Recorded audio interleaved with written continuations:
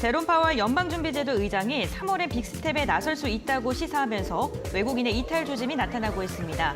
달러 강세에 따른 환차익 손실 가능성이 높아진 건데요. 특히 미국 주요 경제 지표가 컨센서스에 부합할 경우 외국인 이탈이 더 확대될 전망입니다. 올해 국내 증시의 상승을 이끈 것은 외국인들인 만큼 해당 매물이 쏟아진다면 시장에 부담을 줄 수도 있어서 우려가 되고 있는데요. 우리는 어떻게 대응해야 될까요? 관련 이야기 나눠보겠습니다.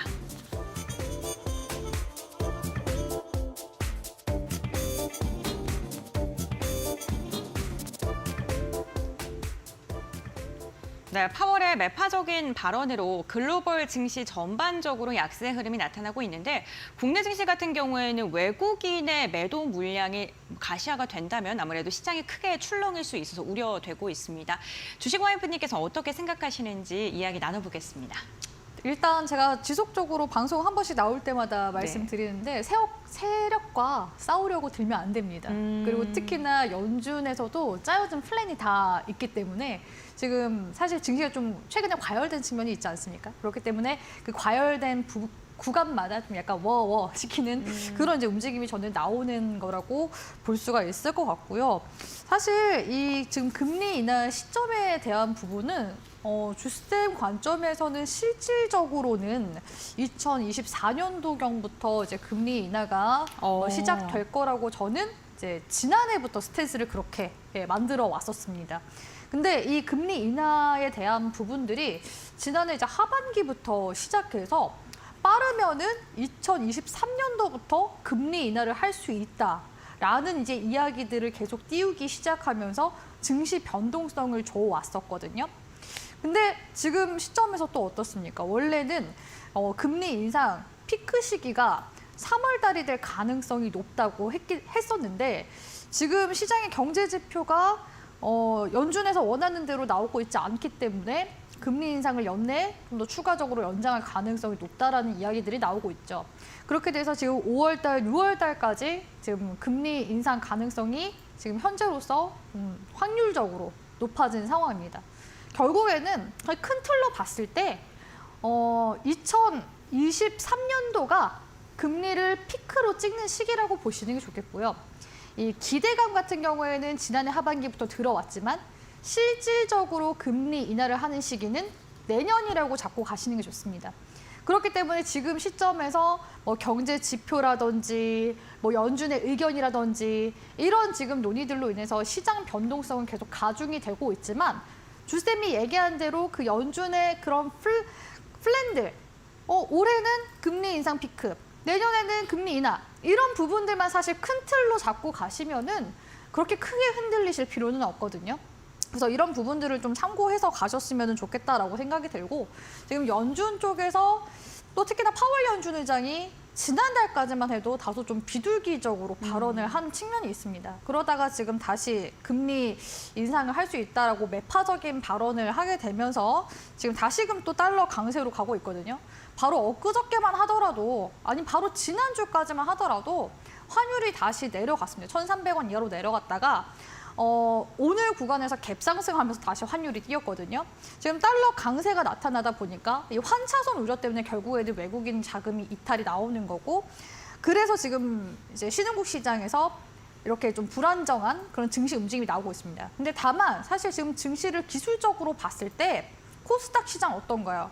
지금 시장 계속 불안정하다라는 이야기가 나오고 있지만 2차 전지 종목군들의 강세로 인해서 섹터들의 강세로 인해서 상승세가 나오고 있습니다.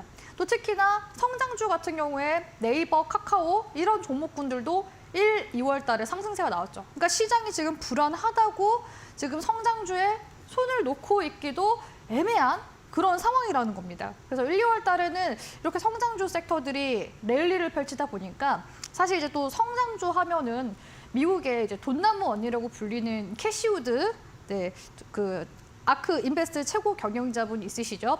그분 같은 경우에는 테슬라로 재미를 또 많이 보시다가 지난해 같은 경우에는 투자 손실률이 마이너스 60%까지 찍게 되면서 그 명성에 굉장히 좀 먹칠이 됐었던 그런 이제 때도 있었습니다. 근데 1월 달에 다 회복을 했어요. 특히나 2014년도 펀드 출시 이후로 최고 월간 수익률을 기록했다고 하는데 지난 이제 그 아크 이노베이션의 ETF 1월 수익률이 27%대였다고 합니다.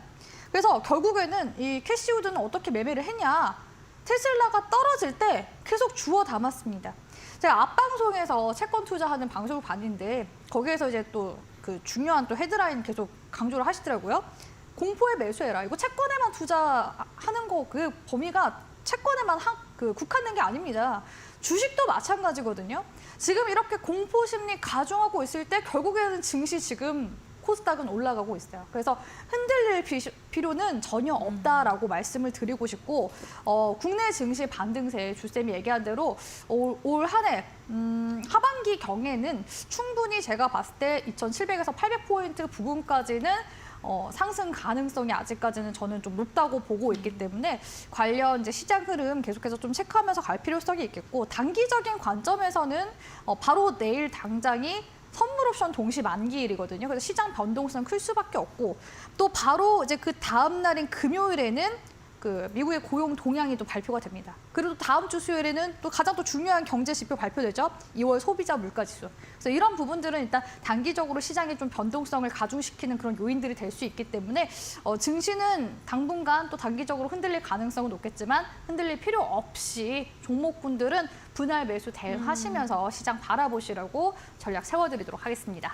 네, 알겠습니다. 오히려 공포에 매수하는 게 좋다라고 언급을 해주셨는데 이영재 전문가님께서도 시장 뭐 흔들리긴 하겠지만 그래도 잘 갈 거다라고 긍정적인 말씀 많이 해주셨잖아요. 네. 동일하게 생각하시는지? 그 점은 저도 동의하고요. 오히려 너무 열받는 게 뭐냐면은 우리 시장이 가야 될 때인데 못 가고 있어요. 왜 그러냐면 화면 한번 보시면은 지금 다른 글로벌 시장 한번 비교해 볼게요. 화면 한번 보시면 지금 이거 우리나라 월봉이거든요. 코스피 월봉입니다. 3,316을 지점으로 해서 지금 엄청나게 내려온 상황이죠. 이때가 코로나 때고요. 쭉 올라갔다가 내려와서 이제 바닥을 잡고 있습니다. 다른 하나 한번 보겠습니다. 유로스톡스입니다. 유로스톡스 지금 거의 전고점까지 왔어요. 전고점은 우리나라 따지면 3,300입니다. 3,300 인근까지 온 거예요. 어떻게 보면은. 우리나라랑 비슷한 대만 한번 보겠습니다. 대만도 지금 16,000대를 앞서고 있습니다. 3,300, 여기가 우리나라 때 기준 3,300 정도라면은 최소한 2,700, 2,800은 올라온 겁니다. 니케이도 좀 볼게요. 니케이 같은 경우도 지금 정고가 얼마 안 남았어요. 그러니까 지금 우리나라만 못 올라가고 있는 거거든요. 지금 니케이가 그 당시에 3만까지 찍었었는데 지금 28,000대고 지금 우리나라 따지면 여기도 마찬가지 최소한 2,800에서 3,000까지 올라온 거예요. 우리나라 따지자면.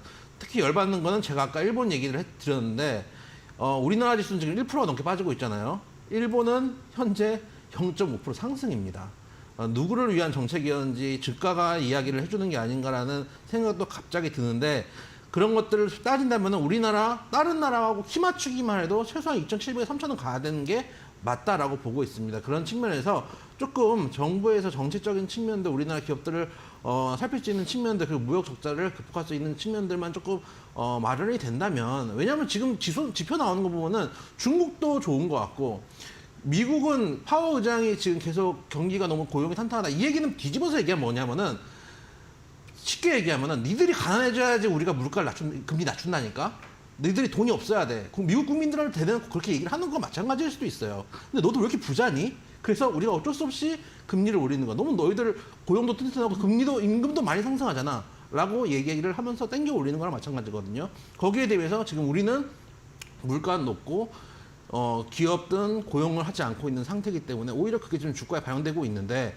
미국에서 여기서 만약에 스텝을 조금만 늦춰주기만 해서 미국 시장이 따라 올라가고 유럽 시장이 따라 올라가고 우크라이나 전쟁이 막아내면서 글로벌 시장이 올라가면서 사실 우리 시장이 힘이 없음에도 거기에 그 힘으로 같이 딸려 올라가기만 해도 2,700에서 3,000은 열려 있다고 보거든요. 왜냐면 다른 나라는 이미 그까지 올라와 있는 상황이니까요. 그런 측면을 봤을 때 지금 같은 경우도 저희 시장이 죽지는 않았습니다. 충분히 담아갈 수 있는 종목들은 골라가자. 니케이는 상승이고 지금 상해나 다른 아시아 시장도 0.5%대, 6%대 하락이기 때문에 지금 우리나라만 유독 하락한다는 점도 생각을 해볼 필요가 있다는 말씀 드려보도록 하겠습니다.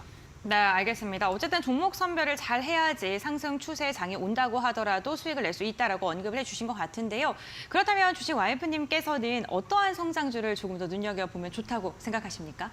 일단은 가장 대표적으로 네이버, 카카오부터 시작해서 최근에 시장에서 제일 각광받고 있는 성장주 섹터인 2차 전지 관련 종목까지 한번 봐드리도록 하겠습니다. 일단 네이버 먼저 보도록 할 텐데요. 1, 2월 달 증시 반등 나올 때 또 네이버 역시도 다시 한번 더 부각이 되면서 상승세가 나오고 있긴 한데요. 사실 실적적인 이제 부분에서 봤을 때는 네이버가 좀 경기 침체라든지 이런 여러 가지 우려들로 인해서 지지부진한 흐름을 보이긴 했습니다. 2021년도, 2022년도 보면은 매출액은 증가했지만 영업이익 측면에서는 오히려 좀 떨어지는 측면이 있었고요. 당기순이익 역시도 지금 기존에는 16조가량 냈었지만 지금 6천억대 정도로 떨어지는 상황이죠. 물론 이제 신사업에 투자하면서 또 쓴 그런 자금들도 있겠지만 이렇게 지금 실적적으로 순이익적으로 봤을 때는 좀 많이 줄어든 모습을 볼 수가 있습니다. 그래서 언제부터 좀 턴어라운드가 될까라고 봤을 때 일단은 지금 네이버에 들어오고 있는 이슈 있죠. 서치 GPT. 서치 GPT가 올 상반기 중에 좀 한국에 좀 특화된 상태에서 좀 서비스를 출시가 된다고 하거든요. 그래서 이런 부분들이 또 특히나 커머스 시장 쪽에서도 긍정적으로 작용이 될 가능성이 높다라는 그런 이제 전망들이 많기 때문에 이런 부분들이 이제 하반기에 좀 네이버 실적이 좀 턴어라운드 될 수 있을 만한 그런 모멘텀이 되지 않을까라고 보고 있고요. 네이버 주가 움직임 사실 보면은 코로나 팬데믹 때 굉장히 좀 수혜를 받았었던 또 언택트 섹터이기도 합니다. 지금 지난 한 1년 반 정도 낙폭 구간 키우다가 올 상반기부터 경우로 해서 주봉상 굉장히 좀 중요한 시그널 나왔거든요. 골든크로스 나와주면서 추세 전환해주고 있기 때문에 사실 지금 구간에서는 저는 단기적인 눌림과 조정이라고 보고 있어서 이번 한 2분기 경에는 반등 나오는지 한번 추세 전환 다시 한번 더 보셔도 괜찮다고 보고 있거든요. 그래서 추세 전환 나올 경우에는 다시금 25만 원대 구간까지도 저는 충분히 전고점 돌파 가능성 있다고 보고 있기 때문에 네이버 같은 경우에는 조금 호흡을 길게 잡고 가시면은 나쁘지 않은 섹터가 될 가능성이 높다라고 보고 있고요. 두 번째 같은 경우에는 이제 카카오인데 카카오 같은 경우에는 역시나 실적적으로 봤을 때 특히 4분기 같은 경우에는 단기순이익 적자가 좀 있었습니다. 특히 데이터 센터 화재가 굉장히 좀 큰 부분을 차지하기도 했었죠. 지금 카카오톡 쪽에서는 카카오톡 개편도 지금 하려고 하고 있는 중이기도 하고요. 또 무엇보다 중요한 거는 지금 국내 주식시장에서는 카카오가 SM을 공개 매수를 하고 있죠. 카카오의 지금 자회사 상장 이슈로 인해서 카카오가 사실 주가상 2020년도, 2021년도 굉장히 높은 상승률을 보였습니다. 카카오 게임즈, 카카오페이, 카카오뱅크, 지금 카카오 자회사들 국내 증시 상장 많이 되어 있는데 올해는 카카오 엔터테인먼트가 지금 상장 준비를 하고 있거든요. 특히나 지난 1월에 사우디아라비아에서 국부 펀드 등에서 1조가량 자금 조달받기도 했었고 또 이 자금을 지금 현재 SM 인수를 지금 하려고 자금을 또 쓰고 있다라는 그런 이제 움직임들이 나오고 있기 때문에 이 카카오 엔터테인먼트에서 그리는 큰 그림이 결국에는 좀 활용 정점으로 SM 인수로 가게 된다면은 글로벌 이제 진출까지도 카카오 엔터가 나갈 수 있는 부분이라서 이런 부분들, 그러니까 자회사의 연내 그런 상장 모멘텀까지 탄다면은 카카오 역시 주가 반등세에 충분히 나올 수 있다라고 보여집니다. 그래서 지금 시점에서는 주가가 저도 역시나 카카오 조정 시기라고 보고 있고요. 7만 원 구간대는 다시 한 번 더 반등의 여력은 충분히 있다. 그리고 특히나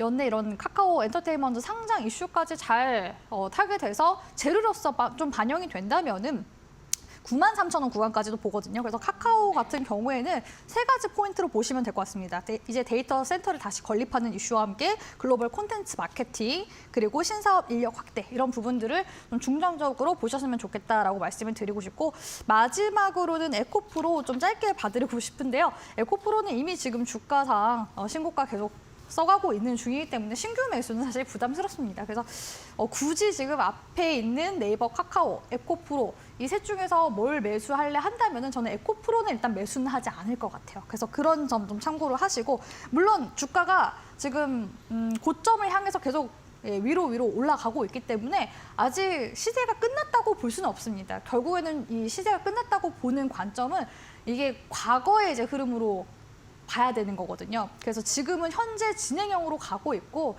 시간이 어느 정도 흘렀을 때 고점 찍고 조정 주거나 하락 전환되거나 이런 부분들이 있다면은 충분히 머리 구간 어딘지 나중에 이후에 알 수 있는 부분이라서 지금 시점에서는 고점을 또 논하기가 좀 어려울 것 같습니다. 아무튼 에코프로 같은 경우에는 최근에 독일 AMG 리튬과 계속 협업해 나가고 있어서 헝가리 데브리첸 양극재 공장에 이제 공급을 하기로 계약을 한 상황이거든요.